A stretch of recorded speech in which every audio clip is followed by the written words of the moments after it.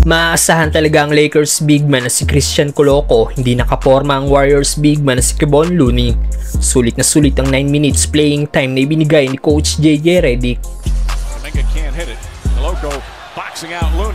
Active nga po kanina ang tatlong two-way player ng Lakers na sina Christian Coloco, Harmel Traore at Quincy Oliveri.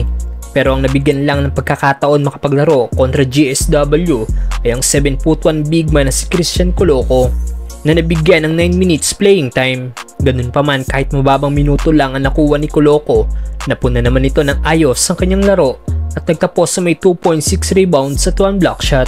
+7 rin ang nasabing two-way player sa plus-minus rating ng Lakers. Patunay lang sa positive impact ni Coloco sa laro. Napabilib nga ang isang Lakers fan sa naging laro ni Coloco. Ayon dito, hindi lang daw puntos ang basihan kung maganda ang laro ng isang player. Dahil grabing effort daw ang naibigay ni Christian Coloco sa Lakers kanina. Parang motor daw itong tumakbo, solid ang mga naging rebound, dumipensa, at nakagawa din ng mga extra effort plays para sa Lakers.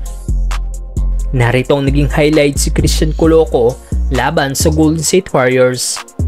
Grabe ang ginawang pagdepensa ni Coloco kay Kevon Looney para hindi makapasok ang Warriors big man sa painted area at makakuha ng rebound. Wala talagang magawa si Looney para makaalpas sa ginagawang pag-box out sa kanya ng Lakers big man. Rebound pa rin ni Christian Coloco. Nice stop by Coloco para makuha ni Reddish ang bola na ipinasa kay Dalton Knecht na nasa corner na pumukol ng isang tres.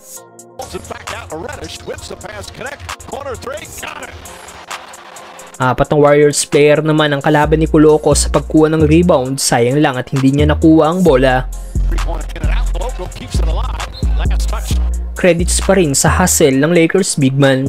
Sablay din ang tira ni Stephen Curry dahil sa depensa ni Christian Coloco.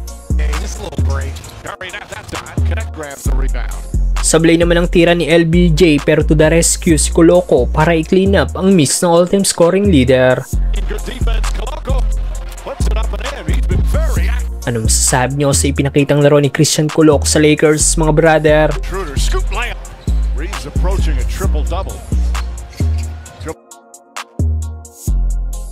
Lines it up.